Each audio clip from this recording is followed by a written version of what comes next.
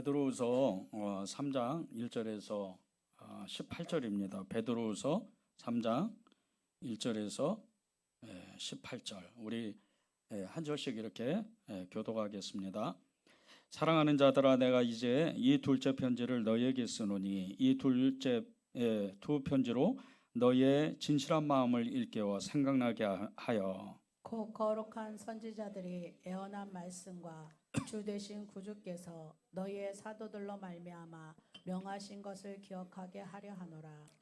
먼저 이것을 알지니 말세에 조롱하는 자들이 와서 자기의 정욕을 따라 행하여 조롱하여 이르되 주께서 강림하신다는 약속이 어디 있느냐?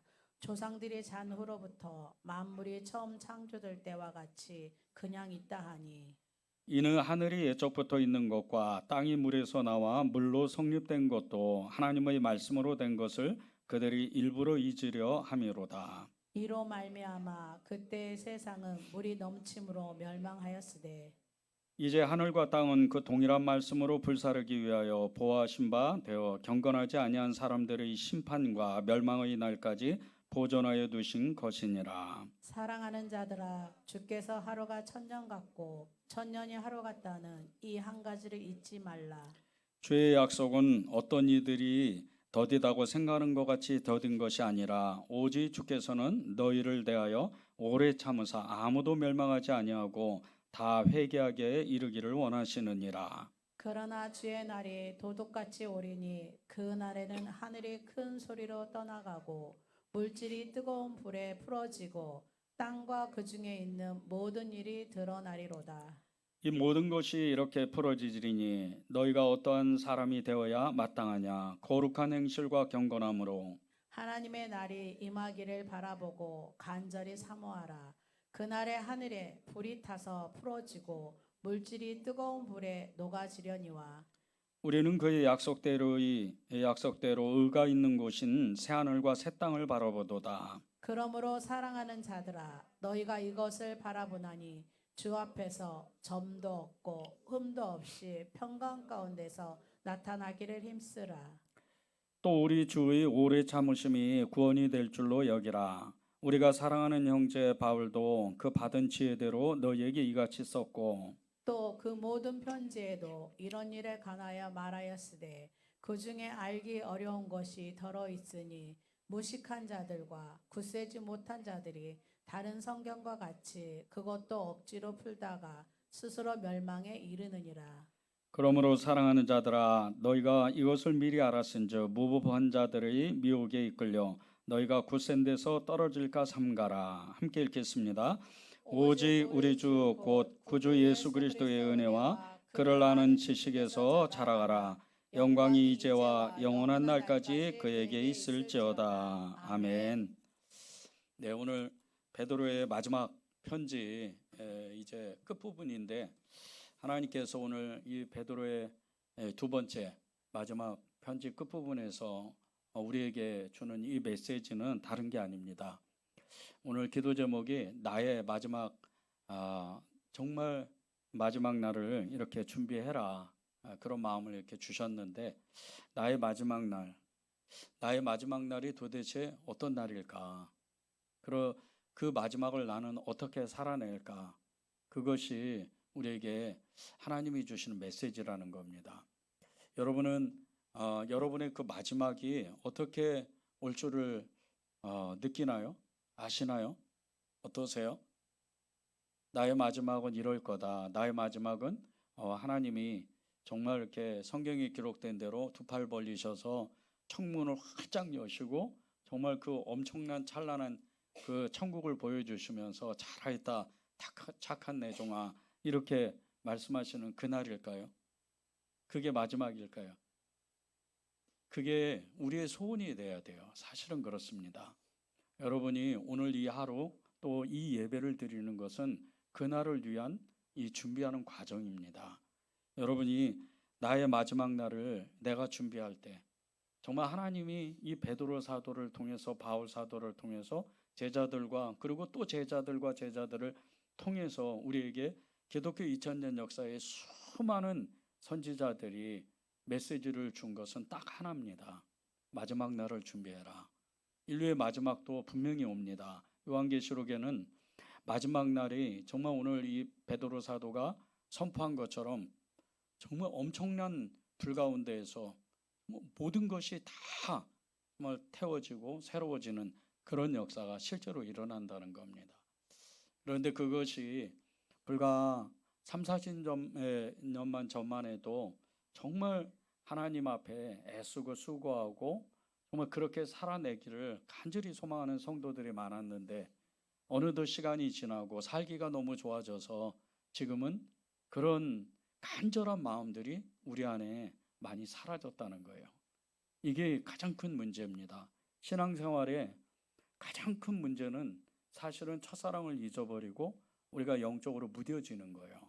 이게 제일 무서운 거예요. 이것이 눈먼 소경과 같이 정말 스스로 그 구덩이 속으로 심판의 심판대 앞으로 스스로 걸어가는 그런 모양새로 살아가는 그런 일이 생길 수밖에 없다는 거죠. 우리가 영적으로 너무나 무뎌지거나 영적으로 너무나 이렇게 게을러지면 우리도 모르게 예배도 습관처럼 드려요. 그냥 지난주에 드렸으니까 아무런 감동도 감흥도 없이 하나님의 그 은혜를 받았다고 하는데 금방 잊어버리는 거예요. 도대체 무슨 예배를 드렸지? 내가 어떤 기도를 하고 어떤 찬양을 했지? 이런 느낌이 계속 우리 마음 가운데에서 뭔가 모를 채워지지 않을 그런 아쉬움들이 계속 쌓이고 쌓이는 거예요. 이러다 보면 우리의 가진 믿음들이 잃어버리고 맙니다. 여러분이 특별히 이 마지막 때를 준비하면서 마지막 때 내가 진정한 신앙인으로서 몇 가지를 결단해야 돼요. 첫 번째는 예배를 진짜 목숨처럼 여겨야 됩니다. 그러려면 어떻게 해야 되죠?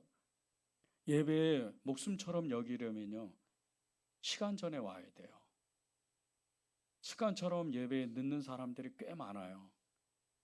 근데 그것을 아무도 얘기 안 합니다. 지금 시대는 조금만 무슨 얘기를 하면 마음에 상처를 받는 시대가 됐어요. 그런데 불과 3, 40년 전만 해도요, 겨울에 그 30cm가 넘는 30cm 정도 눈이 오면요, 이게 보통 그냥 웬만한 데는 한 1m 가까이 오는 거예요. 산에는. 이런 산길을 뚫고 예배를 옵니다. 주일날. 1시간 이상씩 걸어서 와요. 그것도 예배 전에. 너무 감격해서 예배당에서 의자에 앉자마자 눈물로 하나님 앞에 예배를 드려요. 그런 간절함이 우리 안에 점점 무뎌지는 거예요. 사라지는 거예요. 여러분은 그러면 안 됩니다. 진짜 예배를 사모해야 돼요. 두 번째는 말씀대로 살기를 결단해야 돼요.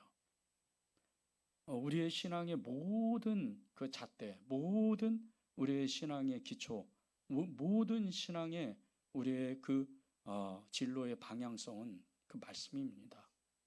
말씀이 없는 사람은 기도할 수가 없고 말씀이 없는 사람은 믿음으로 살 수가 없어요. 우리가 때때로 너무 힘든 고난이 닥쳐오고 힘든 일이 닥쳐오잖아요. 그럴 때 말씀이 없는 사람은요, 정말 바람 앞에 그 흔들리는 갈대와 같이 마음이 그렇게 흔들려 버려요. 그러나 말씀 있는 사람은 처음에 좀 흔들리는 것 같아도 이내 자기의 마음을 붙잡습니다. 그리고 하나님께 매달려서 나와서 그분께 도움을 요청해요. 그것이 진정한 신앙이에요. 우리가 마지막 때에 정말 마지막 날을, 나의 마지막 날을 준비하는 그것은요, 우리 주변에 있는 믿음의 사람을 보면 돼요. 우리 주변에는 믿음의 사람들이 있습니다. 이 사람들이 어떻게 사는지를 잘 보면 돼요. 선한 마음을 가지고 성실하고 또 순전한 마음을 가지고 하나님의 말씀에 순종하며 그렇게 사는 사람들이 우리 주변에 많습니다. 이런 사람들을 보면서 나의 마지막 날을 준비하면서 똑같이 그렇게 사는 거예요.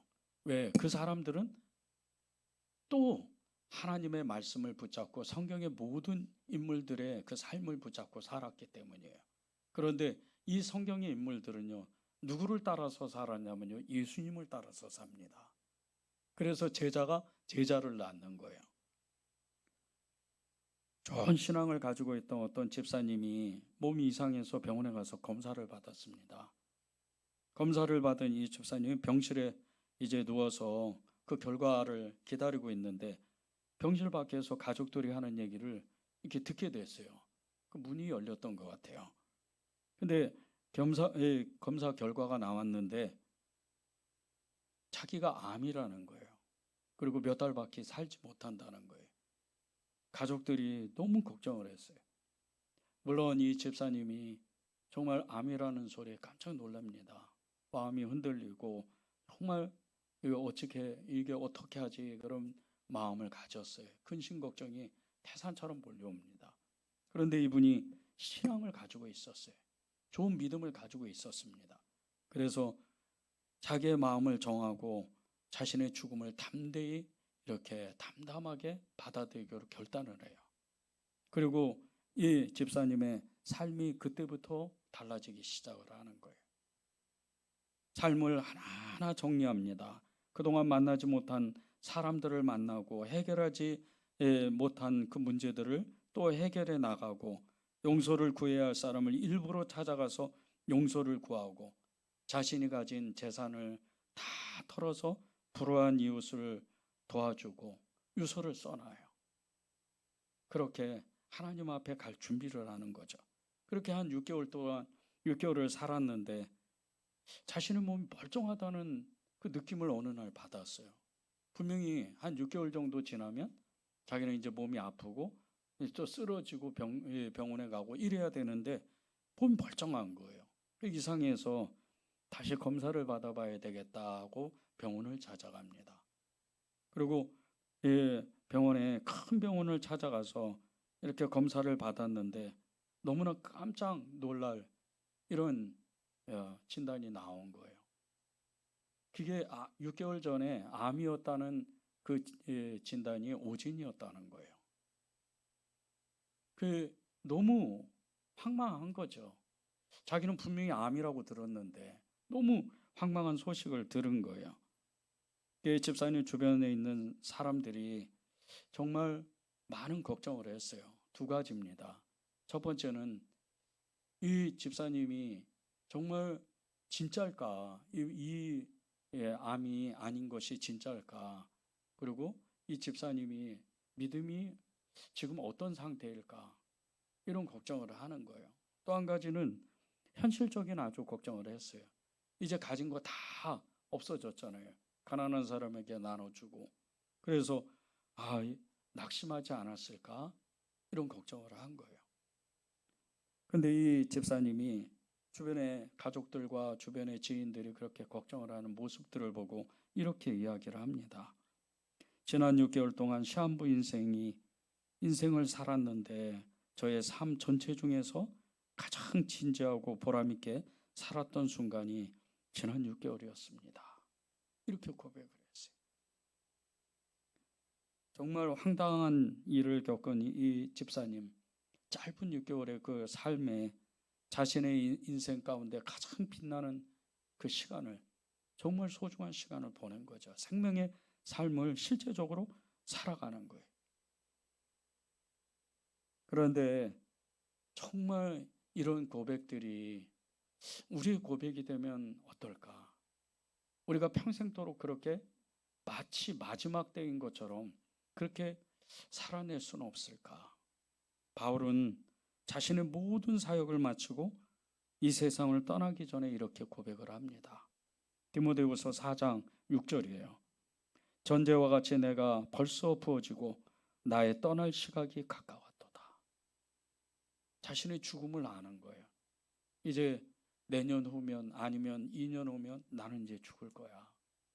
지금 로마 감옥에서 그 편지를 쓰면서 영적인 아들 이 디모데에게 편지를 쓰면서 자신의 존재, 죽음이 이렇게 다가온다는 거죠. 그렇게 죽음 앞에 쓰는데 정말 나의 떠날 시간이 가까웠지만 나는 두려워하지 않는다. 그 뜻이에요.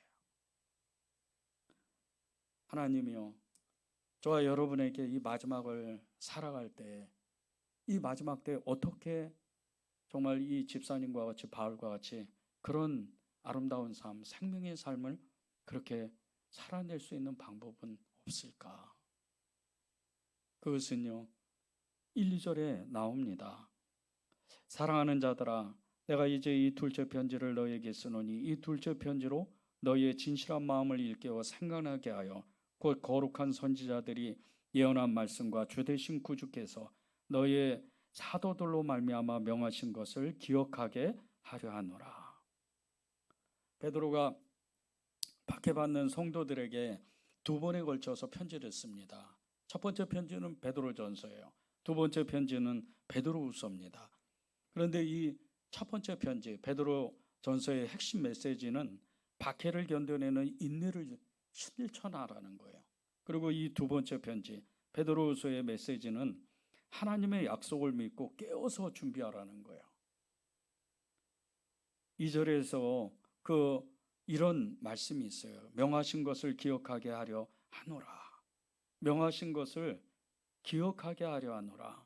이 말씀의 영적 의미는요, 늘 예수님을 의식하고 깨어 의지하라는 뜻이에요. 그러니까 늘 예수님을 의식하고 깨어 의지하라. 그렇게 주님은 사도들에게 이미 사도들을 통해서 이 성도들에게 말씀하셨다는 거예요. 우리가 기억해내야 되는 것은요, 예수님이 사도들에게 말씀하시고 또 이 사도들이 제자들에게 말씀하신 것처럼 하나님의 그 말씀을 기억해내고 이 마지막 때에 예수님처럼 제자들처럼 그리고 믿음의 증인들처럼 그렇게 살라는 거예요. 그 증인들은 우리 주변에 보면 금방 찾아낼 수가 있어요. 내 옆에 있는 아무개 집사님, 내 옆에 있는 아무개 권사님, 그런 분들이 옆에서 사는 거예요. 똑같이 나도 그것을 살아내면 되는 거예요. 이 명하신 것을 기억하라. 이것은요, 늘 예수님을 의식하고 깨어 의지하라는 뜻인과 동시에 예수님과 함께 살아야 된다는 뜻이에요. 예수님과 함께 살아요. 예수님과 함께 살면 내가 무엇을 할지, 무엇을 먹을지, 그리고 어디로 갈지, 누구를 만날지 금방 압니다. 왜? 예수님이 나에게 생각나게 하시고 말씀하시고 그걸 기억해 내게 하시기 때문이에요. 예수님과 함께 사는 사람, 예수님과 함께 사는 사람이 어떤 사람일까? 나의 계획, 나의 꿈, 나의 미래에 대한 모든 것을 그분에 맞추어서, 그분의 뜻에 맞추어서 사는 사람이에요. 내 생각, 내 계획 없어요. 이 마지막 때를 사는 사람은요, 좋은 집, 좋은 차, 성공을 위해서 사는 사람이 아니에요. 하나님의 뜻에 맞춰서 그분이 하라는 대로 그렇게 하루하루를 살아가는 사람이 예수님과 함께 사는 사람입니다. 이것이 이 마지막 때 정말 마지막 날을 준비하는 사람의 모습인 거예요.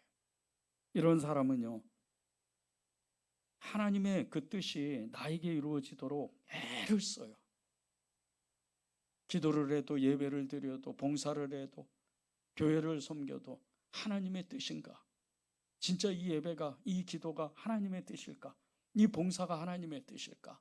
계속해서 그렇게 주님께 여쭈고 주님을 따르고 그 말씀에서 점검해 보는 거예요. 한 번은 제게 어떤 분이 그런 얘기를 하시더라고요. 목사님의 사명을 다시 한번 점검하세요. 이런 이야기를 하더라고요. 그 얘기를 듣는데 제 마음에 깊은 상처가 임했어요. 굉장히 마음이 안 좋더라고요. 그분은 아무런 뜻이 없었어요. 그분은 개인적인 감정이었어요. 그러나 제가 이 정말 어려운 사람을 도와주고 그리고 그 어려운 사람들에게 손을 내미는 이런 사역들을 점검해 보라. 한 사람의 개인의 감정에 의해서 그런 이야기를 했지만 제가 받아들일 땐 너무나 깊은 상처가 임하는 거예요. 그런데 제가 하나님 앞에 기도하는데 하나님이 너무 정확하게 말씀하시는 거예요. 가난한 자에게, 연약한 자에게 고아와 과부를 그 살피는 것이 나에게 한 것이다. 지극히 작은 자에게 한 것이 나에게 한 것이다. 너는 그 말씀을 그대로 살아내는 그런 사람이다. 그것이 사명이라는 거예요. 여러분이 하나님의 그 말씀에 잣대에 여러분의 삶을 딱 점검해 보면요, 아, 나는 정말 하나님의 그 삶을 온전히 살아내는 사람이구나 금방 알아요. 하나님은요, 우리에게 무엇을 해라, 성공해라, 좋은 직업을 가져라, 돈을 많이 벌어라, 그렇게 말씀하신 적이 성경에 한 번도 없어요.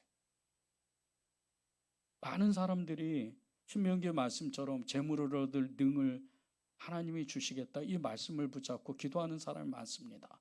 그런데 그 뒤에 조금만 성경을 뒤로 넘겨보면요, 고아하고 과부를 항상 살피라는 거예요. 그리고 네 삶의 지경 가운데 가난한 사람이 없도록 만들라는 거예요. 이게 전제가 깔려 있는 거예요. 왜 돈을 벌어요? 하나님의 일을 하기 위해서. 왜 성공해야 돼요? 하나님의 일을 하기 위해서. 하나님의 뜻이 내 삶 속에서 드러나야 되기 때문에. 그것이 진정한 하나님의 그 사람이고 예수님과 함께 사는 사람의 모습입니다.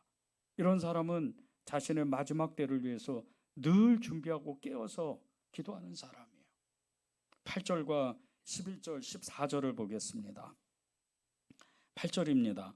사랑하는 자들아, 주께는 하루가 천년 같고 천년이 하루 같다는 이 한 가지를 잊지 말라. 11절, 14절입니다. 이 모든 것이 이렇게 풀어지리니 너희가 어떠한 사람이 되어야 마땅하냐. 거룩한 행실과 경건함으로 하나님의 날이 임하기를 바라보고 간절히 사모하라. 그날에 하늘에 불이 타서 풀어지고 물질이 뜨거운 불에 녹아지려니와 우리는 그의 약속대로 의가 있는 곳인 새하늘과 새 땅을 바라보도다. 그러므로 사랑하는 자들아, 너희가 이것을 바라보나니 주 앞에서 점도 없고 흠도 없이 평강 가운데서 나타나기를 힘쓰라. 마지막 때를 분별하는 그 기준 중에 하나가요, 사랑이 식고 회개하지 않는다는 거예요. 이게 9절에 나옵니다. 사랑이 식어버려요. 회개하지 않아요.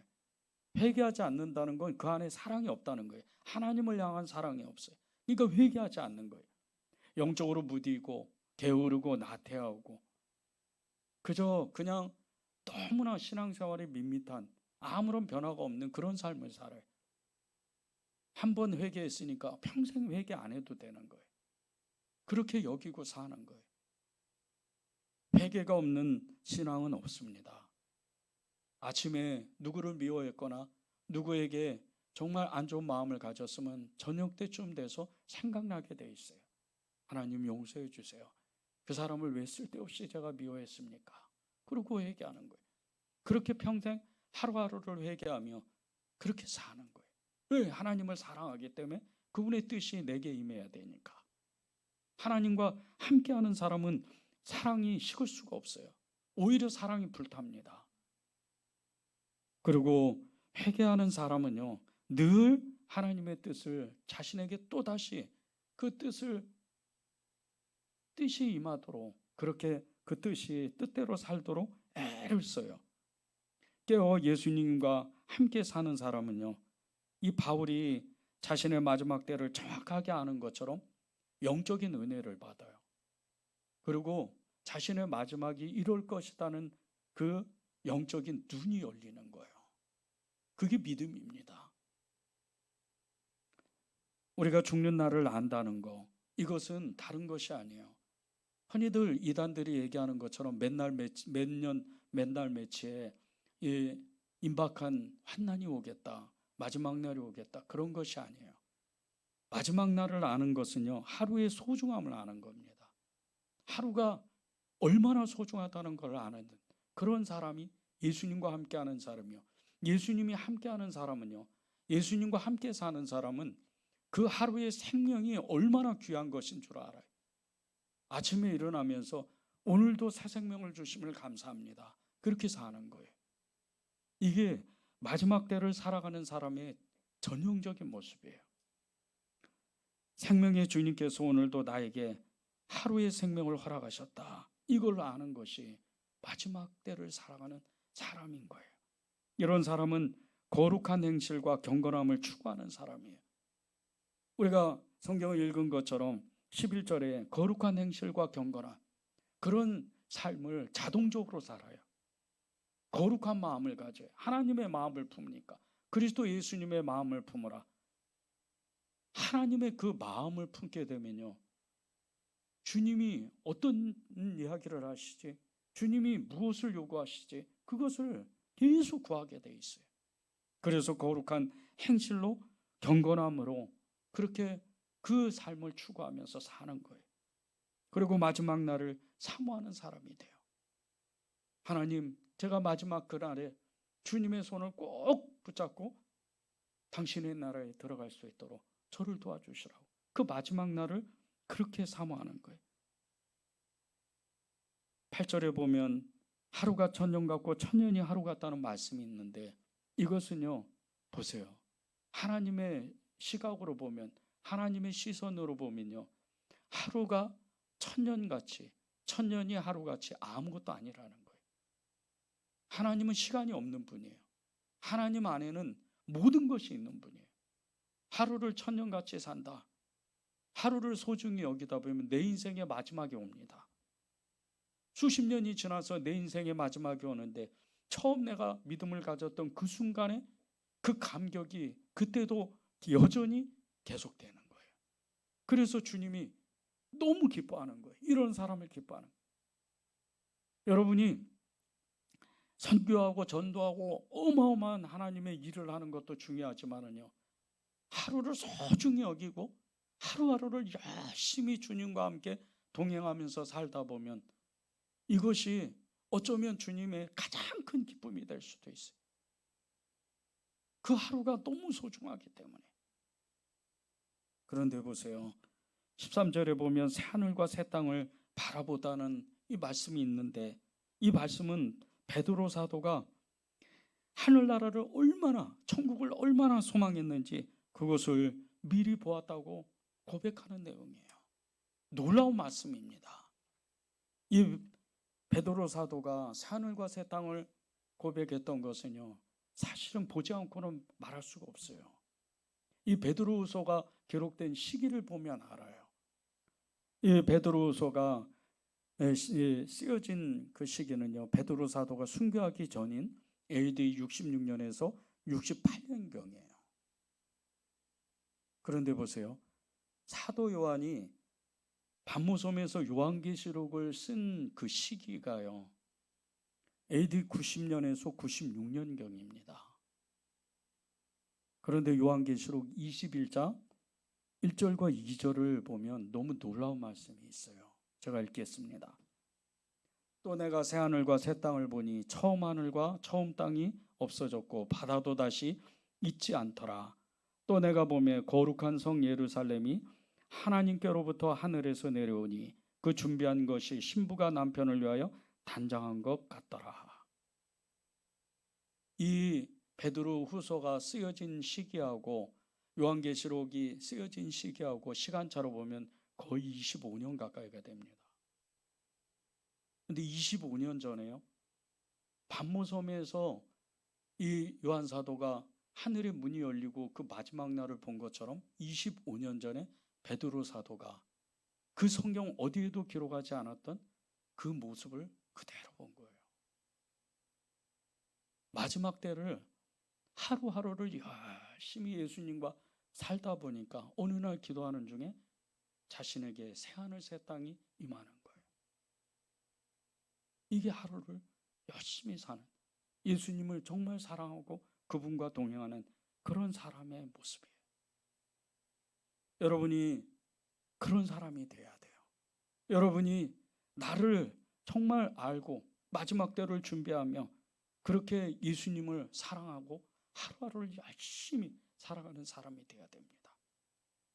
마지막 날을 준비하여 사는 사람은요, 제자의 삶을 정확히 알고 있는 사람이에요. 제자도를 아는 거예요.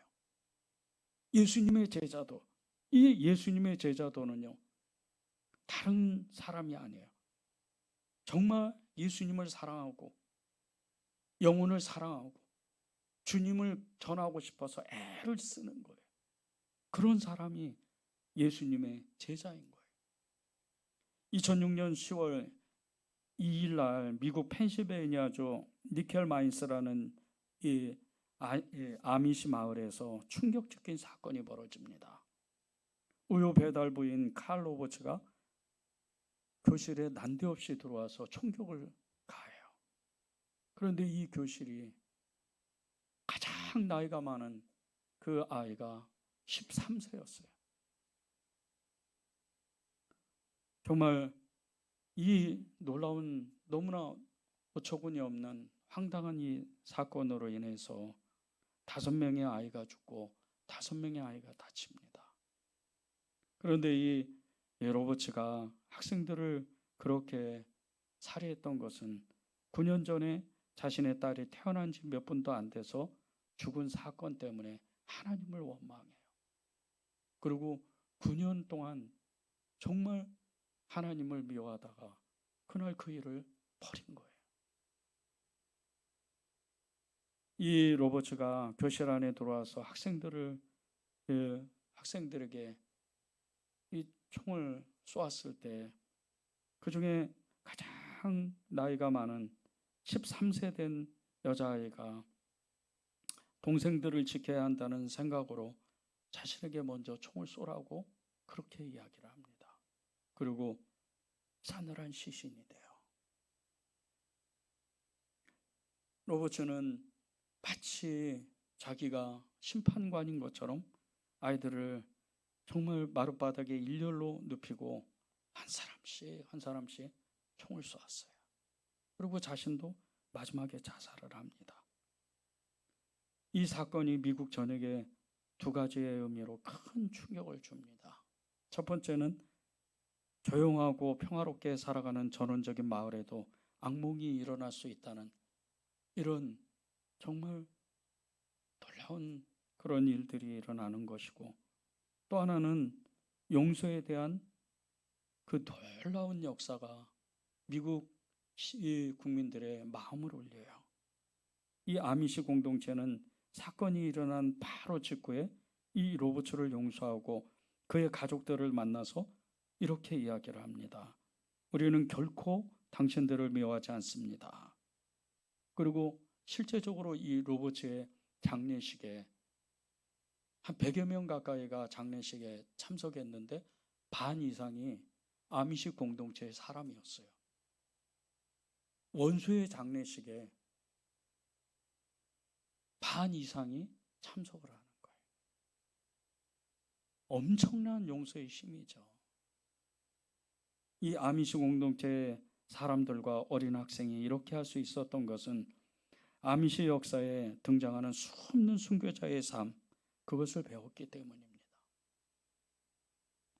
1517년 10월 35일 마르틴 루터가 정말 마르틴 루터에 의해서 시작된 종교계의 그 세력 중에 한 그 세력이 제세례파라는 이런 종파가 있었어요. 이 제세례파는 평화를 복음의 메시지로 삼고 용서의 삶을 실천했던 삶입니다. 그리고 이들의 삶 때문에 카톨릭과 칼뱅 그리고 루파파로 할 것 없이 거의 모든 교회에 지탄을 받고 이 제세례파가 무자비하게 정말 핍박을 받고 박해를 받습니다. 수많은 선교사가 나타나요. 그 이유가 유아 세례를 인정하지 않고 성인이 되어서 자신의 의지가 생겼을 때 다시 하나님께 고백하고 세례를 받아야 된다는 이 한 가지 때문이었어요. 그리고 이 아미시 공동체가 핍박을 피해서 유럽 각지의 그 산속으로 또 미국 신대륙으로 도망쳐서 정착을 합니다. 그리고 이들은 정말 평화주의자로 그 평화주의 공동체로 그렇게 살아가요. 그것이 이 아미시 공동체의 힘이었어요. 평화주의와 용서의 힘. 이 아미시 공동체의 그 주체는, 그 모토는요, 진정한 제자도의 표상이라고 말할 수가 있어요. 하루하루를 그렇게 주님 앞에 주님으로 살려고 애를 쓰는 이 아미시 공동체. 자신들에게 엄청난 고통이 가해져도 끝까지 주님의 마음으로 용서하려는 그 마음, 이게 아미시 공동체의 진정한 제자도였다는 거예요. 18절에 보면요, 오직 우리 주 곧 구주 예수 그리스도의 은혜와 그를 아는 지식에서 자라가라. 영광이 이제와 영원한 날까지 그에게 있을지어다. 이런 말씀이 있어요. 예수님을 아는 지식에서 자라가라는 거예요. 예수님을 아는 지식, 주님을 아는 지식이 어떤 것일까요? 그것은, 그리스도를 아는 이 지식은 예수님을 제자들이 보고 그대로 살아내고, 그 제자들이 또 그 제자들의 삶을 보고 그대로 살아내고, 그리고 그 제자들이 또 그 제자들이 그 삶을 보고 살아낸 것처럼, 그리스도를 아는 지식은 삶을 행하고 실천하는 하루의 삶이었다는 거예요. 우리가 이 마지막 때를, 마지막 날을, 우리 개인의 마지막 날을 준비하면서 살 수 있는 건요, 예수님의 제자도입니다. 예수님의 제자도. 그것은 하루의 삶이에요. 그것을 성실하게 살아낼 때, 우리가 말씀대로 살고 말씀을 붙잡고 나의 마지막을 준비하며 그렇게 하루하루를 살아가면, 그 어느 순간에 하나님이 나에게 말씀하시는 거예요. 잘하고 있다. 그렇게 주님을 따라가는 거예요. 여러분이 그런 은혜를 누리시길 바랍니다.